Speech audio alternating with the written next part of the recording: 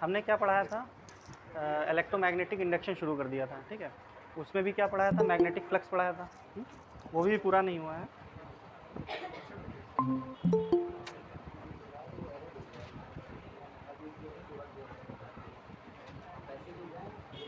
ठीक है, तो मैग्नेटिक फ्लक्स क्या बताया था मैंने, व्हाट इज मैग्नेटिक फ्लक्स। भैया बातें ना करो, अब देख लो, इधर इधर देख लो। मैग्नेटिक फ्लक्स क्या बताया था,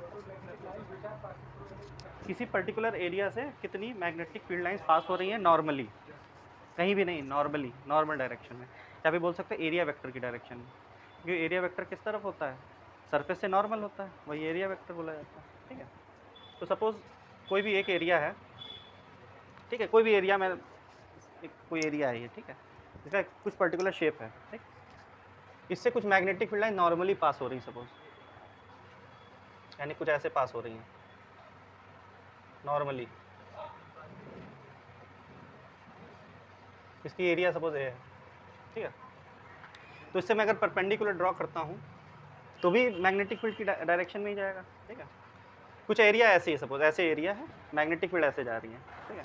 तो इससे मैं अगर एरिया वेक्टर ड्रॉ करूँगा तो भी परपेंडिकुलर डायरेक्शन में जाएगा ना, हालांकि मैग्नेटिक फील्ड की डायरेक्शन में जाएगा। अच्छा, ऑनलाइन में आवाज़ आ रही है मेरी?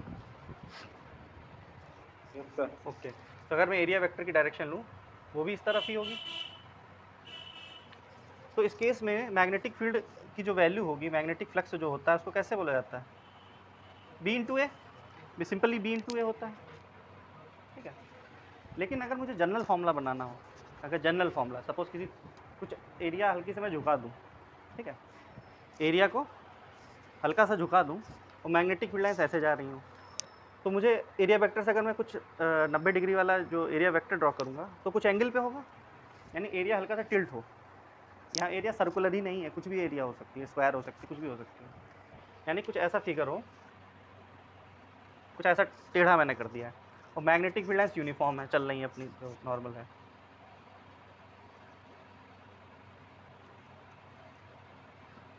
और एरिया वेक्टर जो मैंने ड्रॉ किया है वो कुछ एंगल बना रहा है, सपोज थीटा, तब क्या होगा, हमें कौन सी फील्ड लाइन्स लेनी है, हमें मैग्नेटिक फील्ड का वो कंपोनेंट लेना है जो एरिया वेक्टर की डायरेक्शन में, ठीक है।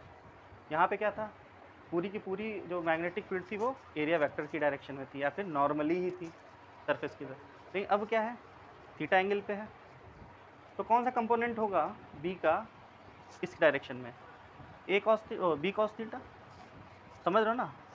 तो the component of magnetic field in the direction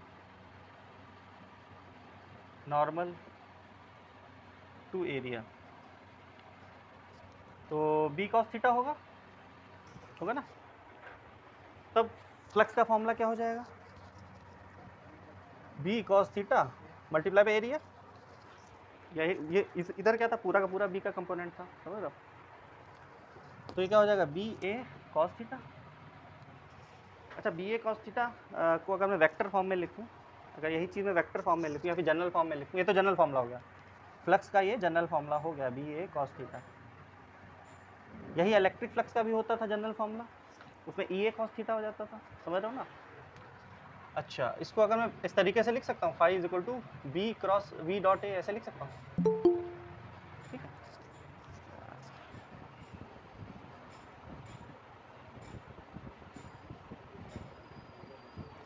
तो ये फॉर्मूला हमें याद रखना है, यही फॉर्मूला हम यूज़ करेंगे, बी ए कॉस थीटा। थीटा क्या है यहाँ पे, एंगल बिटवीन एरिया वेक्टर या फिर normal to the area and the magnetic field. Theta कभी कभी कुछ भी ले लेते हैं लोग, आपको याद भी रखना है जो एंगल है वो है किसके बीच में, एरिया वेक्टर और मैग्नेटिक फील्ड के बीच में।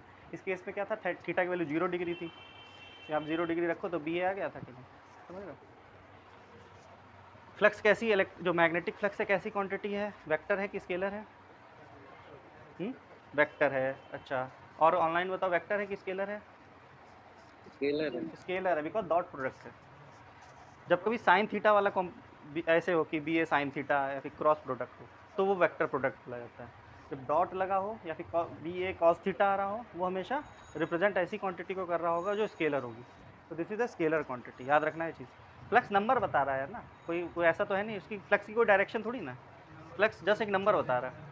या भी सिंपल सा याद रखना, it is a dot product of area vector and magnetic field, therefore it is a scalar quantity. तो ये कैसी क्वांटिटी है? Scalar quantity. यूनिट क्या होगी इसकी? Magnetic field into area, magnetic field into area unit है, तो यानी टेस्ला मीटर स्क्वायर लिख सकते हैं हम इसको। इसी को वेबर भी बोलते हैं, इसी को क्या बोलते हैं? वेबर। क्लियर है? अच्छा, ये तो बात ये हो गई बात अगर मैग्नेटिक फील्ड क्या हो, यूनिफॉर्म हो। अगर ऐसा भी तो हो सकता है मैग्नेटिक फील्ड नॉन यूनिफॉर्म हो, तब क्या करोगे? पहले इतना नोट कर लो, उसके बाद बात करते हैं। अच्छा, एक वेबर की एक और यूनिट होती है मैक्सवेल। जैसे वेबर की नहीं, मतलब कि फ्लक्स की एक और यूनिट होती है मैक्सवेल। तो तुम्हें हो सकता है पेपर में दे दिया है मैक्सवेल, इतनी मैक्सवेल की फ्लक्स, तो कैसे करोगे? जैसे गॉस क्या होता है, टेस्ला की गॉस का रिलेशन होता है, टेस्ला और गॉस का। वैसे उसी तरीके से मैग्नेटिक फ्लक्स की और भी यूनिट्स होती हैं, जैसे आपकी ऑर्स्टेड हो गई, मैक्सवेल हो गई, वेबर तो होती है स्टैंडर्ड यूनिट। तो याद रखना 1 वेबर इक्वल टू 10⁸ मैक्सवेल, याद रखना इस चीज़ को, ये भी लिख लो।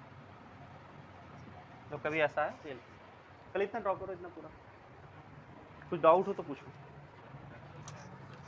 सेम यही रहेंगी यार, डायमेंशन थोड़ी चेंज हो जाएगी।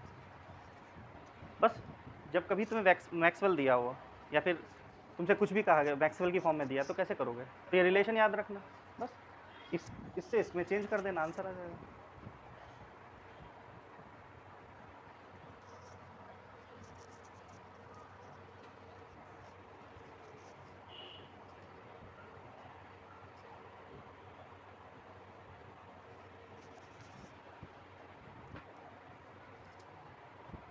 इतना नोट करिए पहले।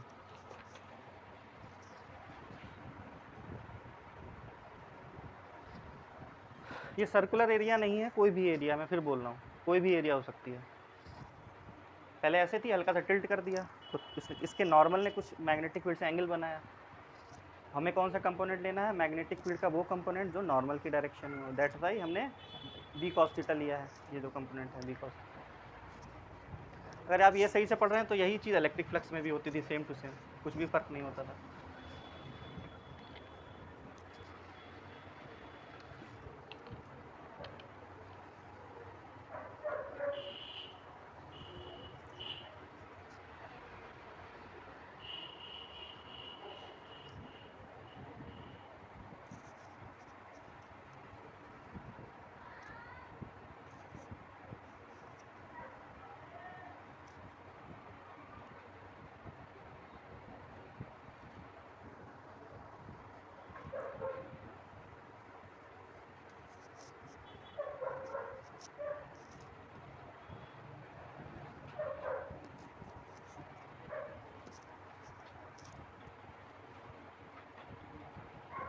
याद रखना एक और चीज़, ये जो फ्लक्स का साइन होता है, ये बिल्कुल सीधा डंडा होना चाहिए, ऐसा नहीं कि टेढ़ा बना रहा हो। पर इतना कोई ध्यान नहीं देता है। पाई तो होता है, ऐसे होता है, बिल्कुल ऐसे सीधा डंडा होता है, याद रखना। नहीं तो इतना कोई ध्यान नहीं देगा वैसे, नहीं तो यहाँ बी लिख दिया करो, फाई बी, फाई बी लिख दिया करो, तो मैग्नेटिक फ्लक्स रिप्रेजेंट कर रहा होगा। फाई क्या रिप्रेजेंट कर लेता था? Electric flux.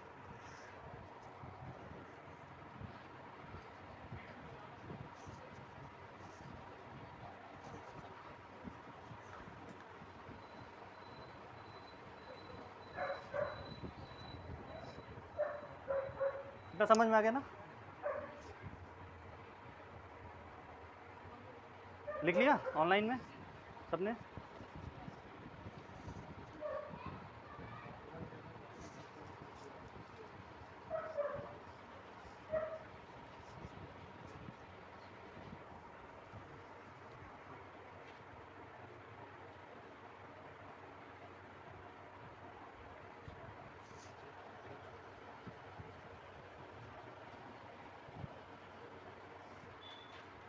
अरे ऑनलाइन में लिख लिया भाई, आप लोगों ने लिख लिया?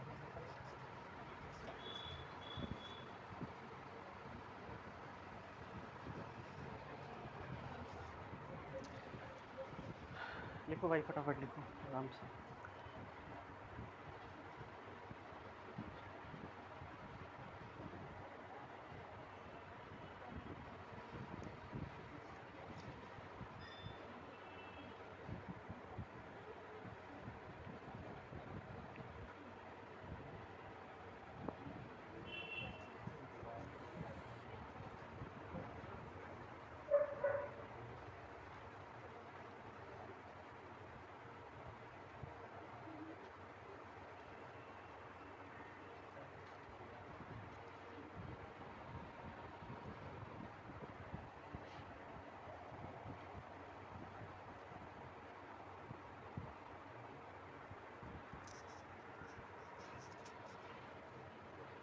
चलिए इसके बाद की बातें बताते हैं। अगर सपोज एरिया क्या हो, ऐसी कुछ हो कि मैग्नेटिक या फिर मैग्नेटिक फ्लक्स जो मैग्नेटिक फील्ड लाइंस हैं वो नॉन यूनिफॉर्म हो, ठीक है, कुछ मतलब कि सरफेस पे ऐसे पड़ रही हैं कि यूनिफॉर्म तरीके से नहीं पड़ रही हैं, तब क्या होगा?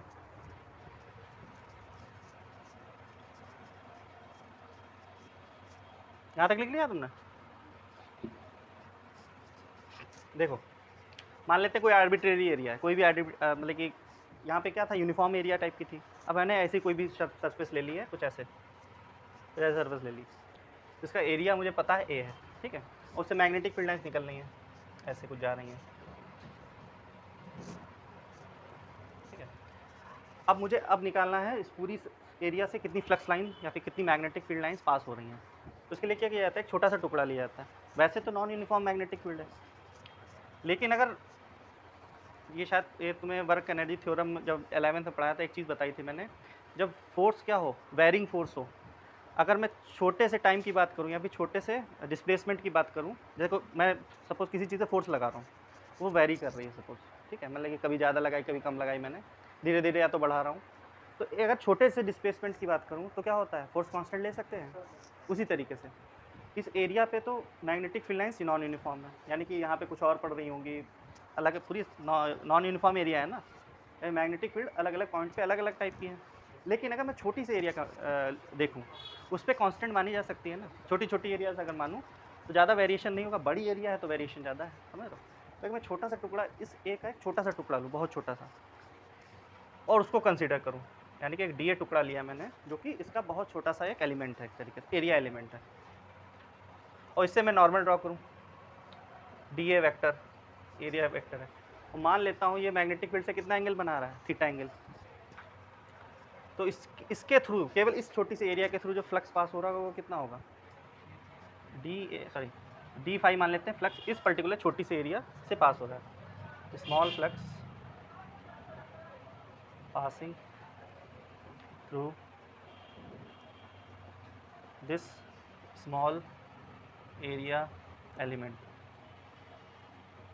D phi is equal to क्या हो जाएगा, डी फाई है छोटा सा फ्लक्स जो कि इस छोटी सी एरिया से पास हो रहा है, इसकी वैल्यू कितनी हो जाएगी, बी। मैंने भाई इसके लिए कांस्टेंट माना जा सकता है ना, बी कांस्टेंट माना जा सकता है, और ऐसे रखो B D A cos theta लिख सकता हूँ मैं,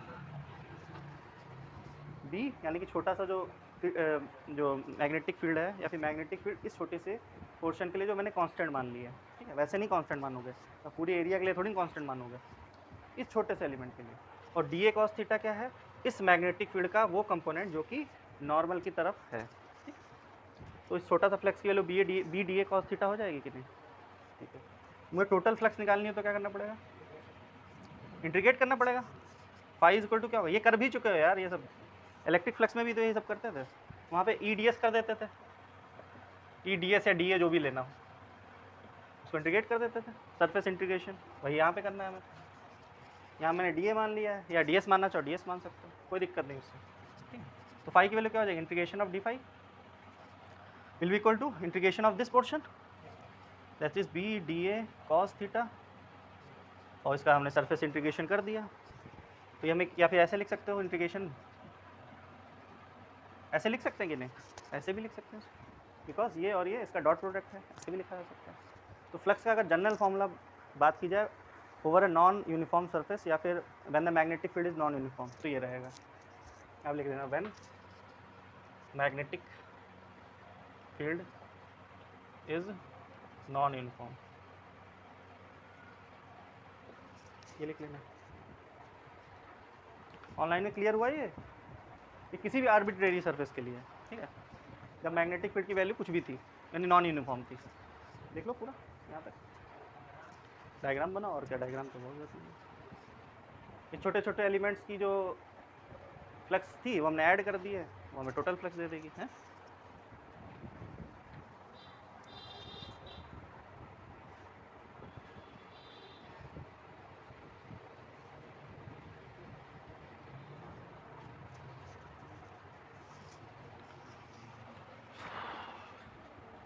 आसान चैप्टर है ये, बस थोड़ा सा डायरेक्शन वायरेक्शन तो निकालना सीख गए हो ना अब, तो दिक्कत नहीं आएगी इसमें।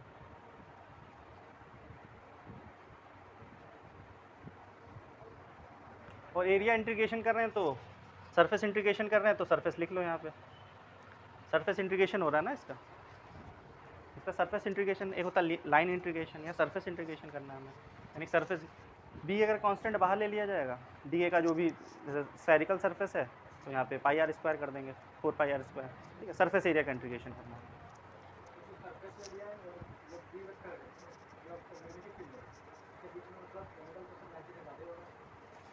ये ठीक है,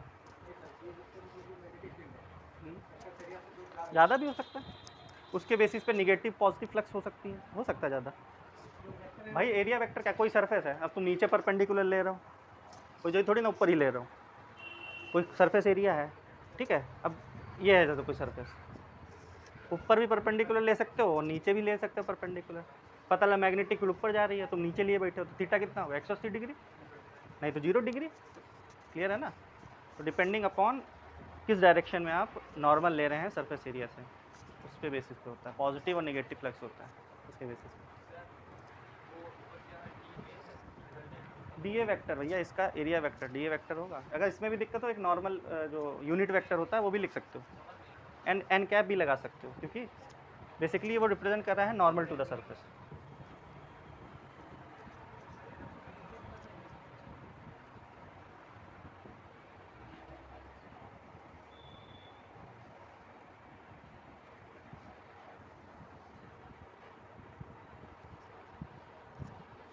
और ये देखो यहाँ पे मैंने क्लोज नहीं लगाया, देखो यहाँ कहीं क्लोज लगाया मैंने नहीं, क्योंकि क्लोज सरफेस कोई ज़रूरी नहीं है, ठीक है। फ्लक्स अभी निकाल रहे हैं ना, कोई भी थ्योरम तो लगा नहीं रहे हम।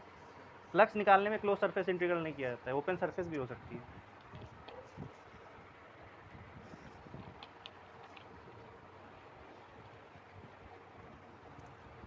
और जब गॉस लॉ हम पढ़ते थे मैग्नेटिज्म में, उसमें क्या लगता था, यहाँ पे ऐसे गोला लगा देते थे, वो बेसिकली रिप्रेजेंट कर रहा था कि क्लोज सरफेस का इंटीग्रल करना है, यानी सरफेस एरिया जो भी है वो क्लोज है। चलिए हेडिंग डालिए अब। ऑनलाइन में लिख गया।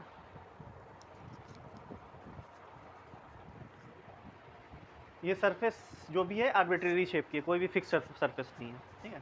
तो ऐसे जब उबड़ खाबड़ सरफेस होती है तो छोटे छोटे टुकड़े लेके किया जाता है।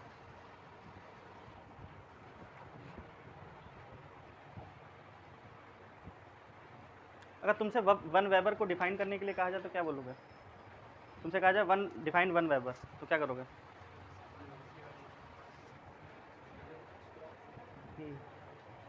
बताइए, फॉर्मूला आपके पास है, डिफिनीशन बनाओ, ऑनलाइन में बनाओ, डिफिनीशन बनाइए भाई। अच्छा लिख ही लो, define 1 weber, define 1 weber.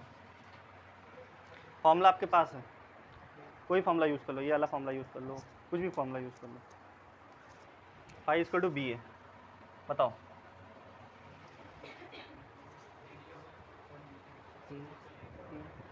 Magnetic field 1 Tesla हो, या फिर और साथ ही साथ एरिया क्या हो, जो भी सरफेस की एरिया हो 1 मीटर स्क्वायर या फिर 1 यूनिट स्क्वायर हो। तो जो टोटल या फिर साथ साथ बोल सकते हो that in that case the number of field lines passing through that particular area is known as 1 weber, the flux passing through that area is 1 weber. जब ये दोनों एक एक वैल्यू होंगी, मैग्नेटिक फील्ड 1 टेस्ला की पास हो रही हो 1 यूनिट स्क्वायर की एरिया से, तो फ्लक्स कितना पास होता हुआ बोला जाएगा, 1 वेबर का, ठीक है। तो लिख लो, इसकी डिफिनीशन लिख लो। देखिए 1 वेबर इज द फ्लक्स, लिख लो, define 1 weber, 1 weber is the flux.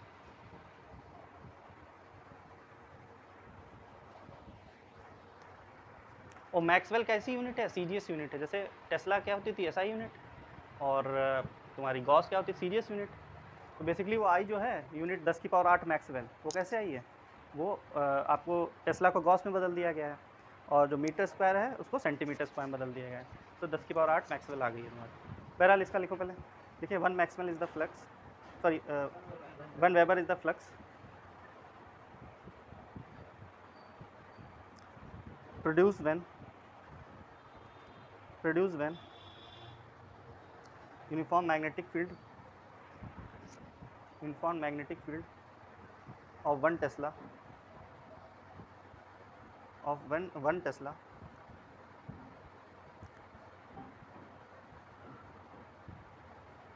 X normally over an area of acts normally over an area of 1 metre square 1 metre square over area of 1 metre square. तो तुमसे अगर वो जो हमने बताया था 1 वेबर इज इक्वल टू 10 की power 8 Maxwell वो आया कहाँ से वो भी पता कर लो। देखिए 1 वेबर को क्या लिख सकते हो 1 टेस्ला मीटर स्क्वायर। मुझे मैक्सवेल क्या होती है सीजीएस यूनिट होती है इसकी। तो 1 टेस्ला में कितने होते हैं वो गॉस 10 की पावर 4 10 की पावर 4 होते हैं कि नहीं। और मीटर में कितने हो जाएंगे। टेस्ला बड़ी यूनिट होगी कि गॉस बड़ी यूनिट होगी। ऑब्वियसली टेस्ला बड़ी होगी ना। 1 गॉस इज इक्वल टू 10 की पावर -4 टेस्ला होगा। समझ रहे हो ना कि नहीं। और 1 टेस्ला क्या होगा 10 की ऐसे बोला जाए 1 मीटर में कितने सेंटीमीटर 100। अब कहो कि 1 सेंटीमीटर इक्वल टू 100 मीटर तो गलत होगा ना। हमेशा एमकेएस यूनिट या फिर एसआई यूनिट बड़ी होगी सीजीएस यूनिट से। तो 1 टेस्ला में 10 की पावर 4 गॉस हो गया। और मीटर स्क्वायर में कितने सेंटीमीटर स्क्वायर होंगे 10 की पावर 4। ये गॉस सेंटीमीटर स्क्वायर क्या होता है सीजीएस यूनिट में आ गया कि नहीं हो गया। यही मैक्सवेल होता है 10 की पावर 8 मैक्सवेल। लिखना चाहो तो लिखो वरना कोई ज़रूरत नहीं है। ठीक है यही जैसे कभी भूल जाओ कि 10 की पावर 7 था कि 10 की पावर 8 था तो आप निकाल सकते हो यहाँ से ना। इसलिए पता भी होना चाहिए। लिख लो पूरा सब। अब हेडिंग डालो electromagnetic induction. Next heading is electromagnetic induction.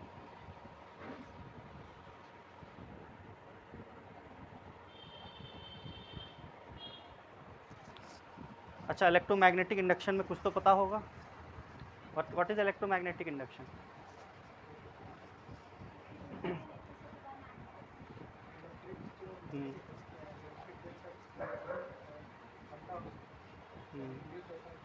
Tenth में पढ़ा है ना यार। ये तो 10th में डिफिनीशन तो याद होगी थोड़ा बहुत तो कॉन्सेप्ट याद होगा।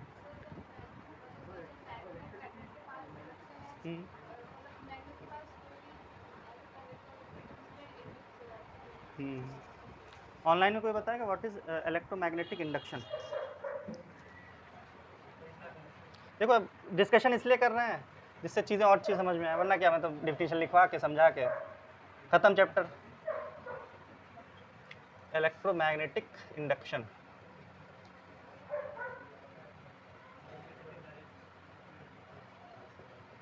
बताइए ऑनलाइन में बताओ।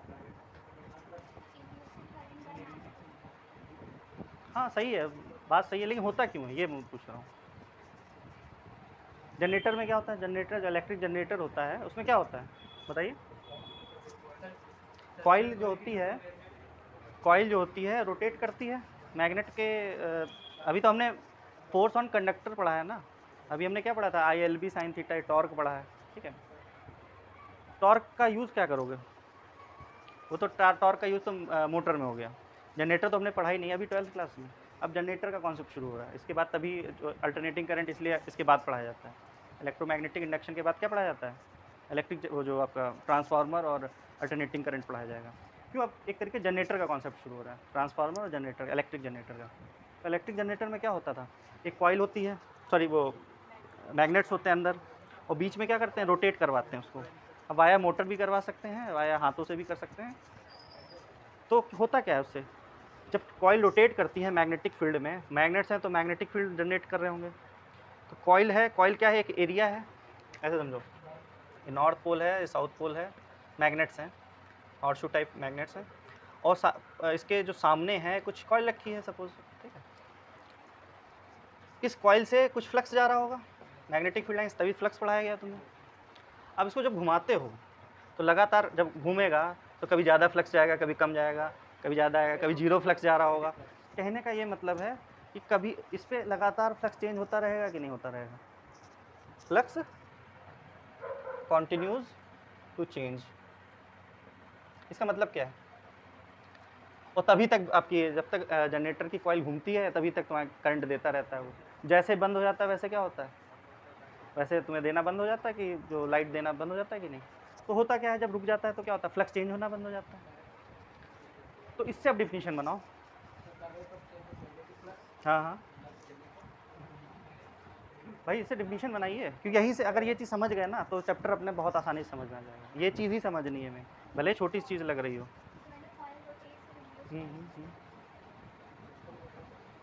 देखिए, when ever flux associated with any coil, किसी भी कॉइल से कोई फ्लक्स एसोसिएट है, ये फ्लक्स एसोसिएटेड था कि नहीं, इज कॉन्टीन्यूसली चेंजिंग, अगर वो चेंज हो रहा है तो इंड्यूस्ड ईएमएफ आ जाता है इस कॉइल में। क्या आता है, एक ईएमएफ आ जाता है उसके अंदर, इंड्यूस हो जाता है, यानी प्रभाव आ जाना, जिसकी वजह से इंड्यूस करंट भी आ जाता है। अगर क्लोज कर दें फिगर को तो आपका करंट भी फ्लो होने लगेगा। इसी फिनोमेना को क्या बोलते हैं, इलेक्ट्रोमैग्नेटिक इंडक्शन। और ये होता किस वजह से, फ्लक्स चेंज की वजह से होता है, उसके साथ जो फ्लक्स एसोसिएटेड है। फ्लक्स का मतलब क्या है, magnetic field line passing normally through area, ठीक है। जब तक फ्लक्स चेंज होता रहेगा तब तक मैग्नेटिक इंडक्शन होता रहेगा, इलेक्ट्रोमैग्नेटिक इंडक्शन होता रहेगा। जैसे ही फ्लक्स चेंज होना बंद होगा, इलेक्ट्रोमैग्नेटिक इंडक्शन बंद हो जाएगा, ठीक है। कितना समझ में आया ना। देखो यार, फील्ड लाइन जा रही है ना, पास हो रही है ना इससे, और जब घुमाओगे तो ऐसे देखो, मैं फील्ड लाइन से ऐसे जा रही कई सारी, जब ऐसे घुमाओगे एंगल बदलता जा रहा है ना नॉर्मल से, और बी ए कॉस थीटा फॉर्मूला होता है, थीटा बदल रहा है, फ्लक्स भी बदलेगा ना लगातार, जब तक घूमता रहेगा तभी आपका करंट आता रहेगा, ठीक है।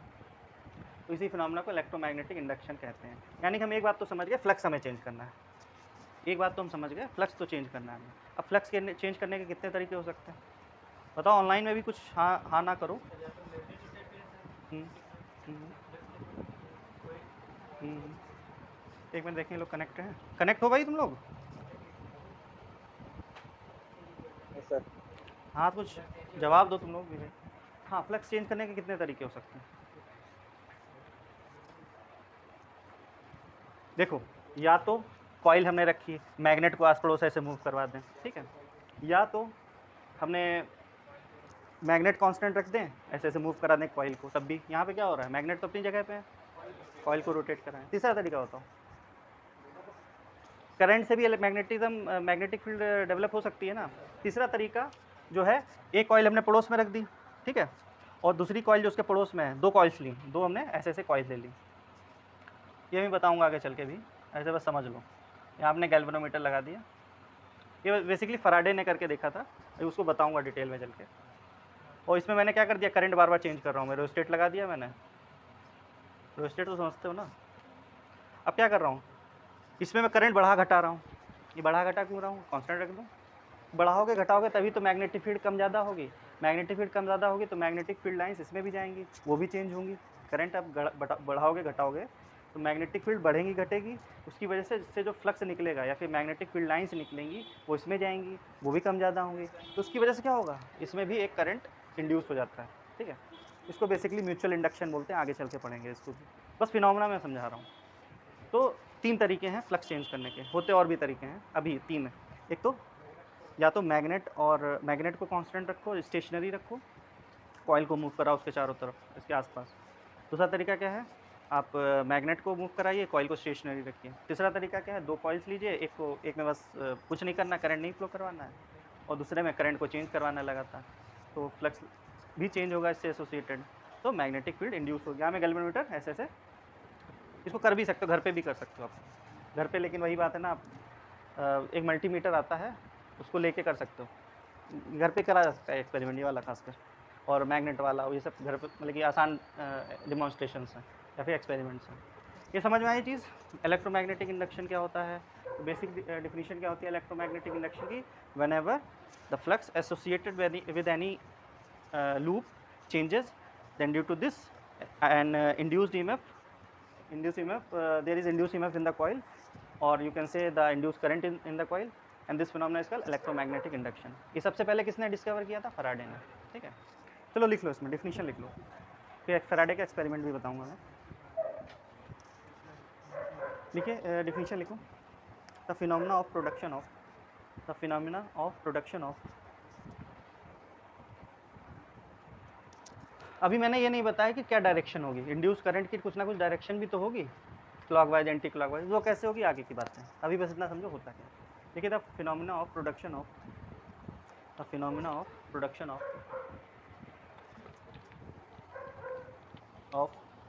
इंड्यूस्ड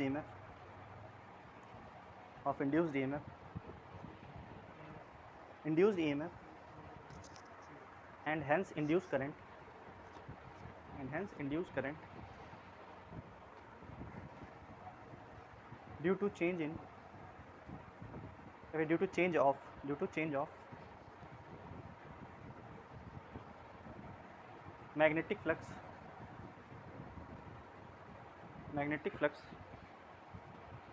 linked with a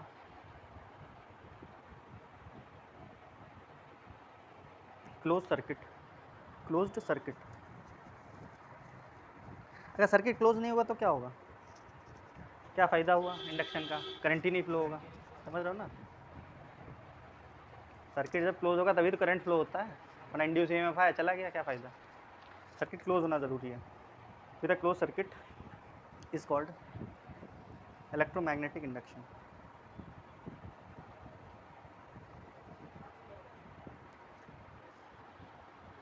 तो ये तो बेसिक डिफिनीशन हो गई इलेक्ट्रोमैग्नेटिक इंडक्शन की। अब ये पता कैसे चला, शुरुआत में ये सब चीज़ें करके देखी थी फैराडे ने, ठीक है, जो मैंने बताई हैं वो फैराडे के एक्सपेरिमेंट्स बोले जाते हैं। तो हेडिंग डालो फैराडे एक्सपेरिमेंट्स, हेडिंग डालिए फैराडे एक्सपेरिमेंट्स।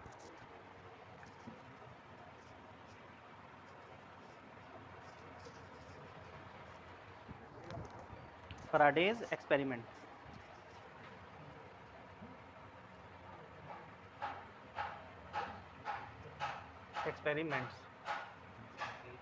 तो फैराडे ने बेसिकली 3 एक्सपेरिमेंट किए। पहला एक्सपेरिमेंट में किसने क्या रखा, कॉइल को कांस्टेंट रखा यानी कि स्टेशनरी रखा, और मैग्नेट को एक बार मैग्नेट लिया, उसने मूव करवाया उसको। तो उसने देखा क्या कि इंड्यूस्ड ईएमएफ या इंड्यूस करंट उस कॉइल में प्रोड्यूस हो रहा है। देखो कैसे, ये मैं कॉइल बना रहा हूँ, एक किसी भी शेप बना सकते हो आप, ऐसी वाली बना सकते हो, ठीक है, कैसे बना सकते हो, हमने बस एक सिंपल सा दिखाने के लिए। इसमें गैल्वेनोमीटर भी लगाना पड़ेगा, वरना पता कैसे चलेगा इंड्यूस करंट आया है कि नहीं, ठीक है। एक कॉइल है तार की, क्लोज फिगर है, और गैल्वेनोमीटर लगा दिया जो कि चेक करेगा कि भैया करंट किस डायरेक्शन में प्रोड्यूस हो रहा है, ठीक। एक लिया उसने बार मैग्नेट, इसमें नॉर्थ पोल होगा, एक साउथ पोल होगा, ठीक है। फिर इसने क्या किया, पहला एक्सपेरिमेंट है ये, ठीक है। उसने क्या किया कि ऐसे ले गया पास में, क्या कैसे ले गया, ऐसे पास में ले गया इसको, धीरे धीरे आगे की तरफ इसको अप्रोच करवाया, यानी कि इस तरफ उसकी वेलोसिटी थी कुछ, ऐसे मूव करवाया उसने। अच्छा, नॉर्थ पोल से मैग्नेटिक फील्ड लाइन्स निकलती है ना, जैसे इसको इसके पास ले जाओगे फील्ड लाइन्स इस एरिया से बढ़ेंगी, ऐसे देखो कुछ ऐसे ऐसे फील्ड लाइन्स निकल रही होंगी। ये पूरा मतलब सर्किट बनाती हैं वो, मतलब कि सर्कल पूरा बनाती हैं या फिर क्लोज लूप बनाती हैं, उसको नहीं बात कर रहा हूँ मैं। जैसे ये पास ले जाया जाएगा तो इससे जो मैग्नेटिक फ्लक्स है, लिंक है, वो बढ़ेगी कि घटेगी, ये जब पास ले जाया जाएगा। अरे यार, ये फील्ड लाइन्स जैसे अभी क्या दूर है तो फील्ड लाइन्स कुछ ऐसे चली जा रही हैं, जैसे मैं पास ले जाऊँगा तो क्या होगा, ये फील्ड लाइन्स इसमें ज़्यादा बढ़ेंगी कि नहीं, इस वाली एरिया से, यानी फ्लक्स बढ़ेगा यानी चेंज हो रही है कुछ चीज़। तो क्या होता है इसमें, उसने क्या पाया कि एक इंड्यूस करंट आ गया। अब उसकी डायरेक्शन क्या है मैं अभी नहीं बता रहा हूँ, वैसे तो एंटी क्लॉकवाइज होगी, क्यों होगी वो आगे चल के लेंज लॉ है तब बताएंगे, ठीक है, अभी नहीं बता रहे, कन्फ्यूज़न बढ़ जाएगा। बस इतना समझो, जब उसने बार मैग्नेट को उसके पास ले गया तो इसमें उसने क्या देखा कि फ्लक्स चेंज हो रहा है, या फिर उसने देखा क्या, गैल्वेनोमीटर डिफ्लेक्शन शो कर रहा है। उसका कारण उसने क्या बताया, जैसे हम इसको इसके पास ले जाते हैं तो फील्ड लाइंस क्या होती हैं, बढ़ती हैं, जो कि इससे पास हो रही हैं, ठीक है। अब कोई चीज़ बढ़ रही है, घट रही है, तो यानी चेंज हो रही है ना, तो चेंज हो रहा है मैग्नेटिक फ्लक्स का, जिसकी वजह से क्या हो रहा है, एक इंड्यूस करंट इसमें आ रहा है, या फिर इंड्यूस्ड ईएमएफ जनरेट हो रहा है इस पर्टिकुलर कॉइल में, क्लोज लूप में। इसकी डायरेक्शन वैसे एंटी क्लॉकवाइज होती है, क्यों होती है अभी नहीं बताऊंगा, ठीक है, लेंज लॉ में बताएंगे तो अच्छे से समझ में आएगा। उसमें ये बताया जाएगा कि जो भी कॉज है फ्लक्स चेंज का उसको अपोज करता है इसी में, तो तब पढ़ेंगे तब ज़्यादा अच्छे से समझ में आएगा, ठीक है, जो भी डायरेक्शन है उस पर नहीं जाना है, ठीक है। तो ऐसे करंट उसने देखा, मैग्नेटिक जो आपका करंट है वो ऐसे ऐसे डिफ्लेक्शन करने लगा। फिर उसने क्या किया, ये पहला एक्सपेरिमेंट ही चल रहा है अभी। फिर उसने क्या किया, पहले ऐसे ले गया, ऐसे, फिर पीछे की तरफ ले गया, यानी दूसरा फिगर बना रहा हूँ मैं,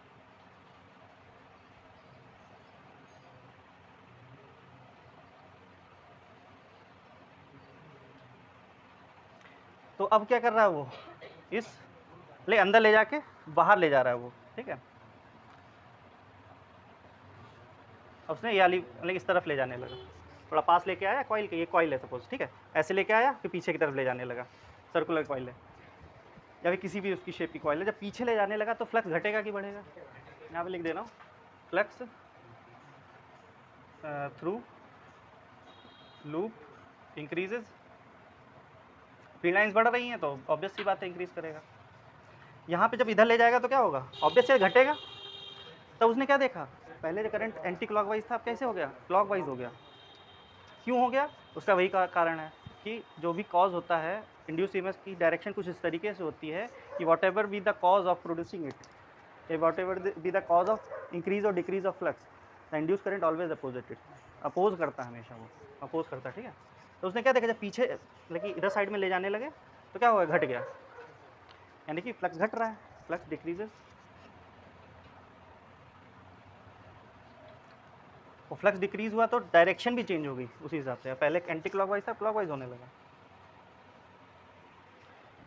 तो उसने यहाँ से एक कंक्लूजन निकाला।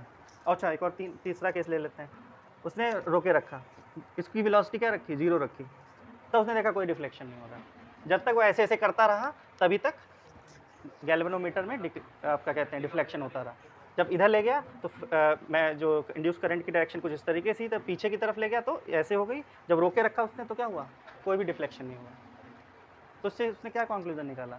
जब तक फ्लक्स चेंज होता रहेगा, इंक्रीज और डिक्रीज उससे मतलब नहीं है, तब तक ही आपका इंड्यूस करंट जनरेट होता रहेगा। जैसे ही आप इसका मूवमेंट का, मैग्नेट का रोक दोगे, फ्लक्स का मूवमेंट भी, फ्लक्स का चेंज भी रुक जाएगा और आपका इंड्यूस करंट की वैल्यू 0 हो जाएगी। ठीक है, समझ में आ गई ना इतनी बात? तो ऐसा करो, ये डायग्राम बना लो, ये भी बना लो, एक डायग्राम और बना लेना जिसमें स्टेशनरी दिखा देना। बना लोगे ना? यहाँ पे v = 0 लिख देना। ठीक है, तीसरा डायग्राम भी बना लेना जहाँ v = 0 लिख देना। ऑनलाइन में समझ में आया भाई? ऑनलाइन में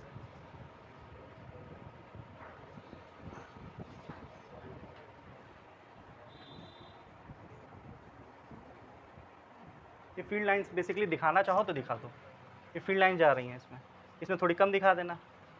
तो पीछे चले जाओगे तो फील्ड लाइंस कम हो जाएंगी थोड़ी।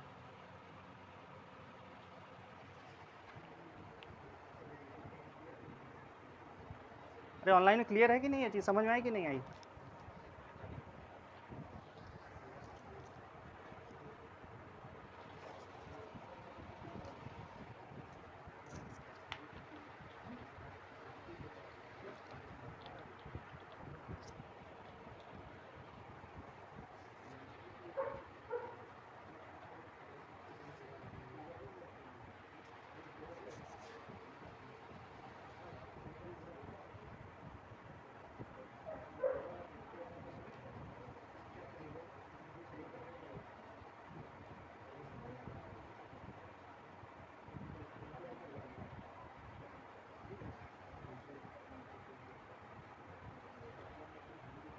आप लिखना चाहो लिख लेना, north pole, north pole, pole moved toward loop या भी coil. North pole moving away from coil.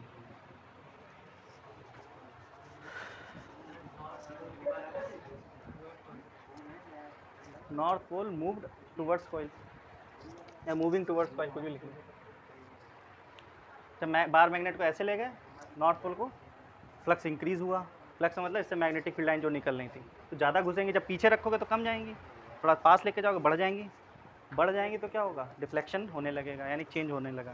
तो पीछे की तरफ ले जाएंगे तो क्या होगा? फ्लक्स डिक्रीज हो रहा होगा, बिकॉज मैग्नेटिक फील्ड लाइंस कम जा रही होंगी इसमें। यानी पहले मान लेते हैं इतनी जा रही होंगी, ऐसे ऐसे कई सारी दिखा दो, बाद में थोड़ी कम हो जाएंगी, 1 2 3 4 ही रहेंगी, ऐसे दिखा सकते हो। सामने से देखो, ऐसे ये सब भी फील्ड लाइन्स ही हैं। ठीक है, पहले कम थी, पहले ज़्यादा थी, बाद में कम हो गई। उसी तरह उसी वजह से जो इंड्यूस करंट है उसकी डायरेक्शन भी चेंज हो गई। जैसे आपका करंट की डायरेक्शन चेंज करने से मैग्नेटिक फील्ड की डायरेक्शन चेंज हो जाती थी, वही तो यहाँ पे हो रहा है।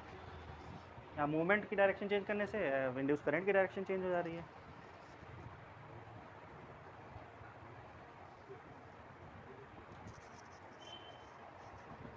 देखें ये लोग कनेक्ट नहीं है।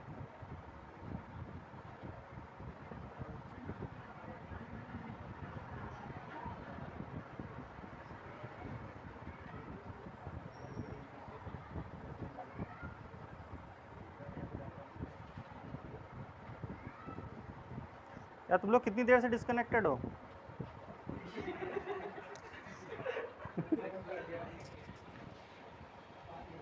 अभी अभी अभी हुए हैं? ये समझ में आ गया कि नहीं? यस यस अच्छा, यहाँ तक सुन लिया है, चलो अच्छी बात। वैसे आज नेट तो नहीं मेरा डिस्कनेक्ट हुआ, मुझे राउटर लेना पड़ा दूसरा, एक रिपीटर इस चक्कर में यहाँ पे लगाना पड़ा मुझे। अच्छा, कॉल आ गई थी बीच में तो उस वजह से कट गया होगा। नहीं, छूटा नहीं उनका। यहाँ तक क्लियर है? कुछ डाउट हो पूछ लो यार ऑनलाइन में।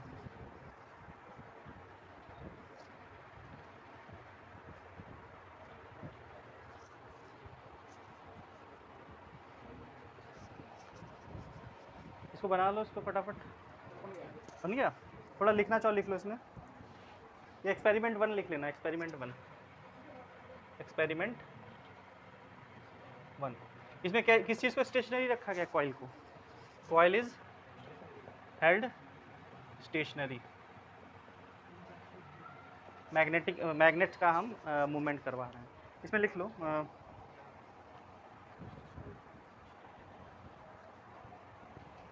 लिखवाने की ज़रूरत है कि समझ गए हो ना? ऐसे तो एक लाइन लिख लो बस। whenever there is, ऐसे लिखो, whenever there is relative, whenever there is relative motion,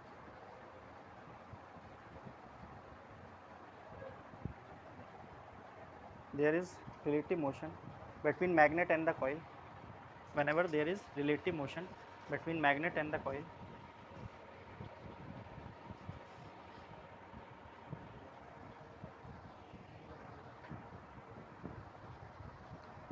flux changes, flux through the coil changes, ऐसे लिखो, flux through the coil changes,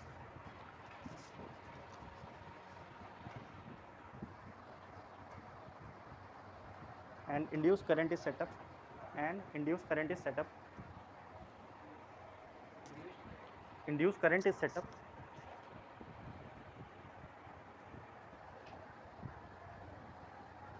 in the coil, in the coil।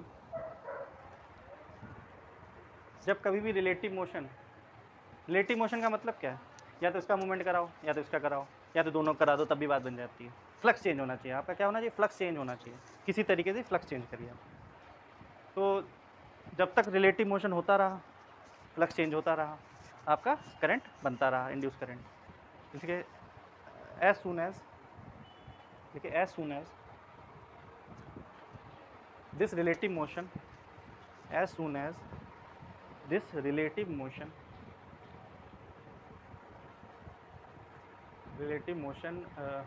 between coil and magnet, ceases, का मतलब stop हो गया। Stops लिख देना, कुछ भी लिख देना। ceases,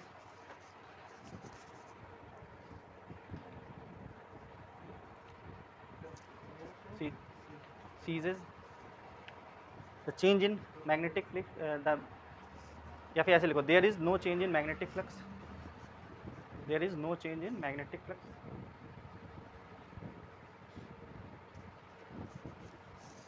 associated with coil, associated with coil,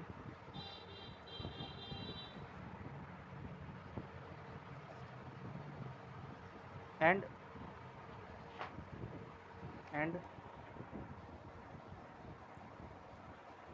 the induced current through the coil becomes zero. Induced current through the coil becomes zero. Through the coil becomes zero.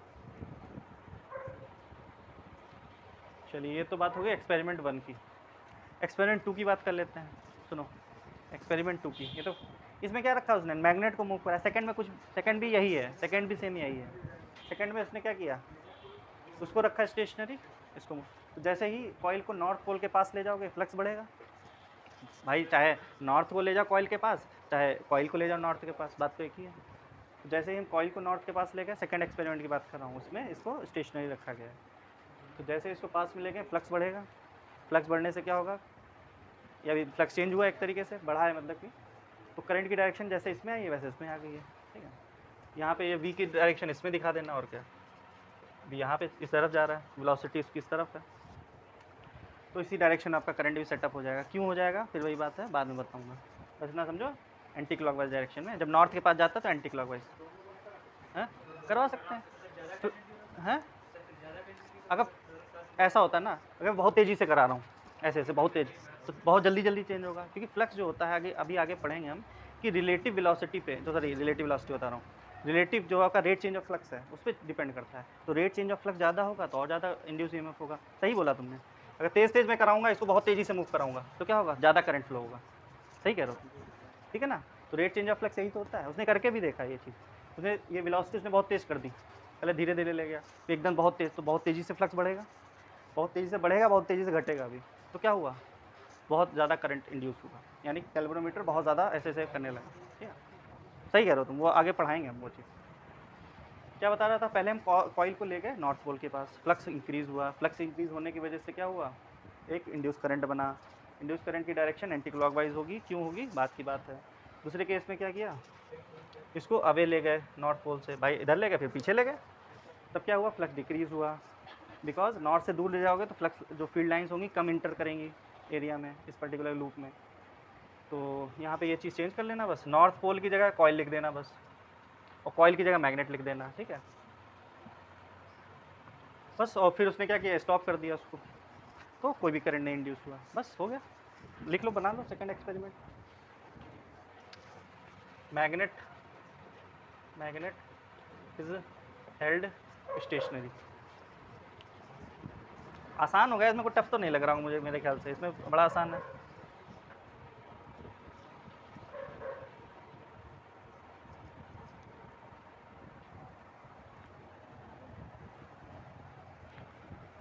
कुछ भी नहीं लिखना, बस डायग्राम बना है। सेकंड एक्सपेरिमेंट सेम है पहले का, कुछ भी नहीं है उसमें।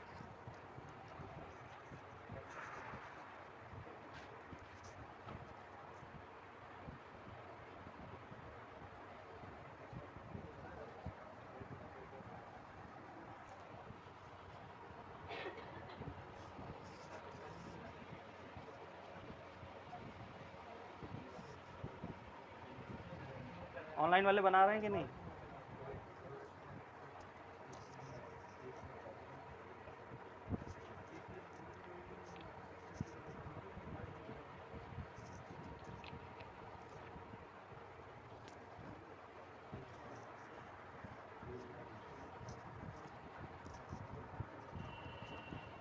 चलिए फटाफट बनाइए इसको भाई।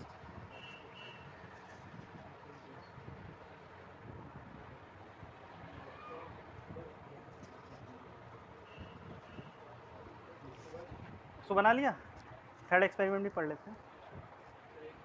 बना लो, बनाओ फटाफट बनाओ।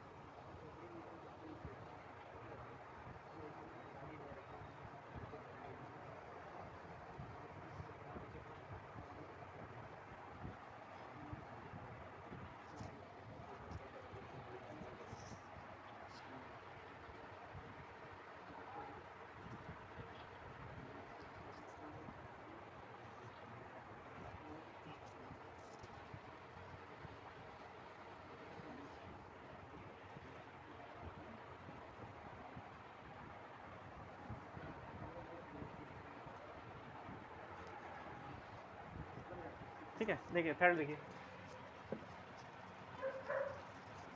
थर्ड में उसने क्या किया, वही कॉइल वाला जो, ठीक है, दो कॉइल एक दूसरे के पास रख दी, एक में करंट फ्लो करवाया, एक में नहीं करवाया। ठीक है, तो हमें पता है करंट भी मैग्नेटिक फील्ड डेवलप करता है, और जब करंट कैरिंग कॉइल होती है, अगर कुछ खास शेप की हो, स्ट्रेट वायर में वो बार मैग्नेट की तरह नहीं बिहेव करेगा, लेकिन अगर सर्कुलर कॉइल है या सोलोनॉइड है तो किसकी तरह बिहेव करने लगता है बार मैग्नेट की तरह। तो यहाँ लिख लें induced current by changing current in neighbouring coil.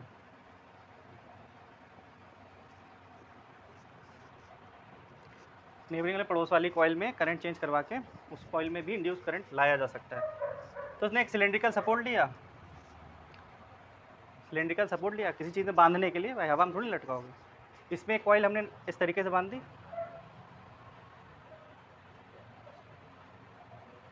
ठीक है,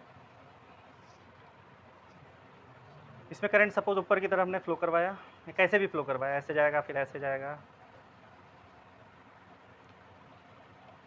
और इसमें हमने एक सेल या बैटरी लगा दी, एक हमने की लगा दी, टैपिंग की जिसको बोलते हैं, और एक रियोस्टेट भी लगा दिया जिससे कि हम करंट की वैल्यू घटा बढ़ा सकें।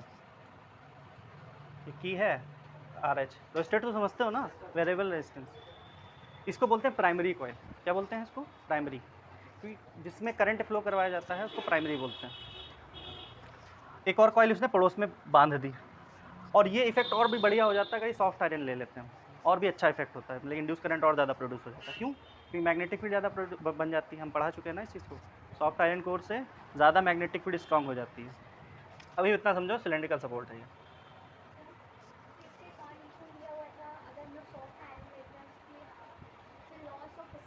हिस्टैरिसीस लॉस कम होता है, वो हट गया ना, वही तो बता रहा हूँ ना।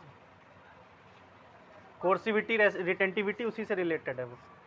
जो इलेक्ट्रोमैग्नेट्स होते हैं, सॉफ्ट आयरन इसीलिए यूज़ किया था, बिकॉज उनकी कोर्सिविटी और रिटेंटिविटी दोनों ज़्यादा होती है, इस वजह से। एक और कॉइल में बना रहा हूँ जो पड़ोस में लपेट दी गई है।